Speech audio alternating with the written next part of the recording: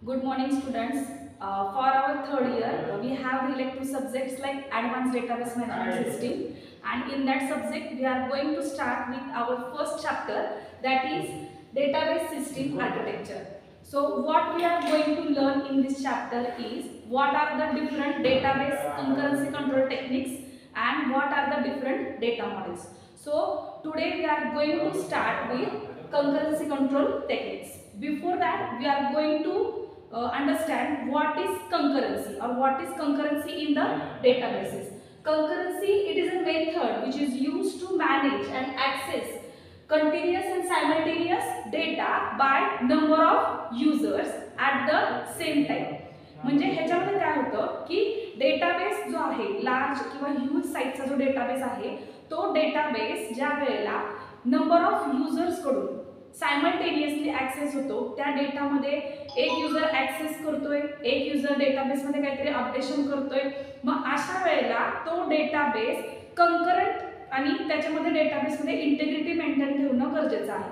मग ही integrity maintain राहणं, data loss avoid करणं, हे सगळं आपल्याला at the same time achieve करता आलं पाहिजे आणि ॲट द सेम टाइम आपल्याला त्या डेटाबेसचा ॲक्सेस नंबर ऑफ युजर्सला पण देता आलं पाहिजे. मग हे सगळं अचीव्ह करण्यासाठी आपल्याला कंकरन्सी कंट्रोल टेक्निक्स काय आहेत ते माहिती करून घ्यायचे आणि त्या काय आहेत ते आपल्याला लर्न करायचं आणि ह्यालाच बोलतात कंकरन्सी कंट्रोल.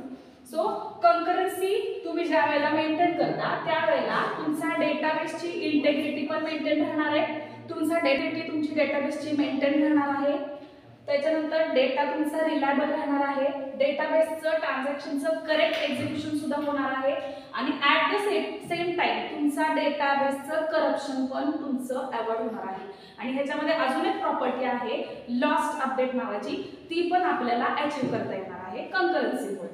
ओके, सो हे सगळं पाहिल्यानंतर आपल्याला अगोदर माहिती पाहिजे की डेटाबेसमध्ये कंकरन्सी मेंटेन करताना कुठल्याही डेटाबेसमध्ये आपण जे काही ऑपरेशन्स परफॉर्म करतो, काही टास्क परफॉर्म करतो, क्वेरीज फायर करतो, एंड युजरला ते माहिती नसतं.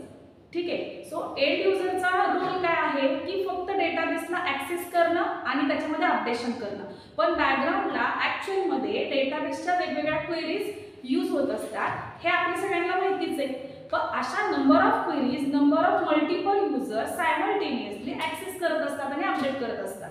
मग नंबर ऑफ क्वेरीज किंवा नंबर ऑफ डेटाबेसच्या क्वेरीज ज्या वेळेला तुम्ही ॲट अ टाइम फायर करता त्यावेळेला ह्या सगळ्या टास्क कंबाईन ज्या वेळेला एकत्र येतात तर त्याला आपण बोलतो ट्रान्झॅक्शन. डेटाबेसचं ट्रान्झॅक्शन म्हणजे काय? It is a set of operation use to perform the task for a database.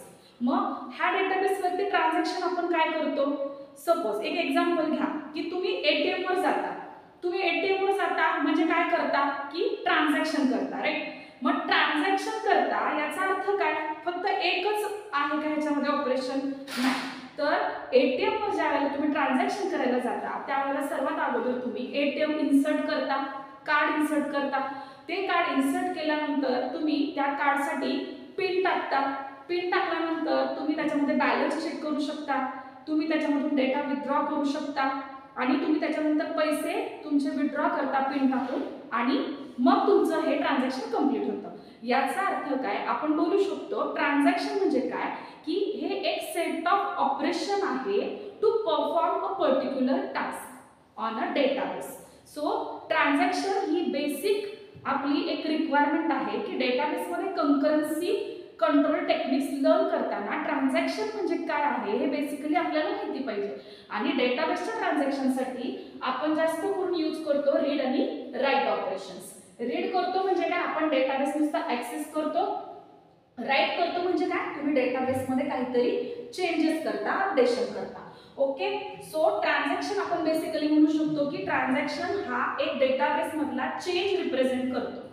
ठीक आहे, सो आता एक एक्झाम्पल मध्ये आपण बघूया की तुमचा डेटाबेस हा एका डेटाबेसच्या सर्व्हरवरती मेंटेन केला जातो. ओके, म्हणजे आतापर्यंत आपण काय लर्न केलं की डेटाबेस पण त्याच सिस्टीमवर आणि तुमचं सॉफ्टवेअर पण त्याच सिस्टीमवर. त्या सॉफ्टवेअरमधून तुम्ही डेटाबेसमध्ये चेंजेस करता, रीडिंग करता, रायटिंग करता, सगळं त्याच सिस्टीमला होतं. ह्याला बोलतात सिंगल युजर सिस्टीम. ओके, मग सिंगल युजर सिस्टीम वरती ज्यावेळेला तुम्ही डेटाबेस मेंटेन करता त्यावेळेला तुमच्याकडे डेटाबेस असतो डेटाबेससाठी एक सर्व्हर मेंटेन केला जातो, डेटाबेस सर्व्हर. ओके, हा जो डेटाबेस सर्व्हर आहे तो तुमच्या कॉम्प्युटर सिस्टीमच्या हार्ड डिस्कला कनेक्टेड असतो. म्हणजेच काय, हार्ड डिस्कचा रोल काय आहे, तुमचा डेटा परमनंटली स्टोअर करणं. ओके, आता ऍट द सेम टाइम काय होतं, नंबर ऑफ युजर किंवा सिंगल युजर ज्यावेळेला read and write operation request करतो डेटाबेस सर्व्हरला, तर डेटाबेस सर्व्हर हार्ड डिस्क मधून तो डेटा काय करतो, फेच करतो आणि युजरच्या रिक्वायरमेंट प्रमाणे त्या रीड राईट ऑपरेशन प्रमाणे तो डेटाबेस काय केला जातो, परत रिट्राईव्ह केला जातो आणि डिस्प्ले केला जातो युजरला. ओके, सो आता आपण एक एक्झाम्पल बघूया की फायनान्शियल ट्रान्झॅक्शन आहे आणि त्याच्यामध्ये आपल्याला काय करायचंय, अकाउंट ए मधून अकाउंट बी ला 500 रुपीज ट्रान्सफर करायचे. ओके, सो सगळ्यात अगोदर आपल्याला माहिती पाहिजे की ए कडे प्रॉपर बॅलन्स आहे की नाही. सो आपण ह्याच्यासाठी ऍक्सेस करणार त्याचा बॅलन्स. मग ऍक्सेस करायचं म्हणून काय वापरणार आपण, रीड ऑपरेशन. सो मी कमांड देणार रीड ऑफ ए.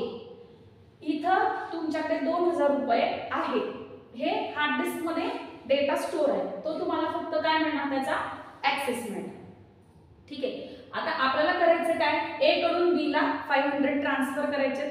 मग अशा वेळेला आपण काय करणार, ए मधून 500 रुपीज आपण ट्रान्झॅक्ट करणार. म्हणजे आपण काय करणार आहे, अपडेशन करणार आहे डेटाबेस मध्ये. मग ते अपडेशन कसं होणार आहे आपलं, a is equal to a minus 500. आणि हे ऑपरेशन परफॉर्म करताना आपण कशाचा यूज करतो, त्या सिस्टीमच्या रॅमचा यूज करतो, जे की टेम्पररीली काम करते. ओके, त्याच्यानंतर आता हा चेंज करताना तुमच्या हार्ड डिस्कच्या डेटामध्ये काही चेंज होत नाही, फायनल चेंजेस होत नाही. मग आता दुसऱ्या वेळेला आपण काय करणार, बी ला पैसे ट्रान्सफर करायचे आहेत. सो बी मध्ये किती अमाउंट आहे ते आपण ऍक्सेस करणार, म्हणून आपण बोलणार रीड बी. मग ह्याच्यामध्ये एच डी कडून आपल्याला येणार की बी कडे 1000 रुपये आहे. ठीक आहे, पण नंतर काय होणार आहे, आपण बी मध्ये हे 500 रुपीज ऍड अप करणार. म्हणून आपण इथं ऑपरेशन काय केलं, B is equal to B plus 500.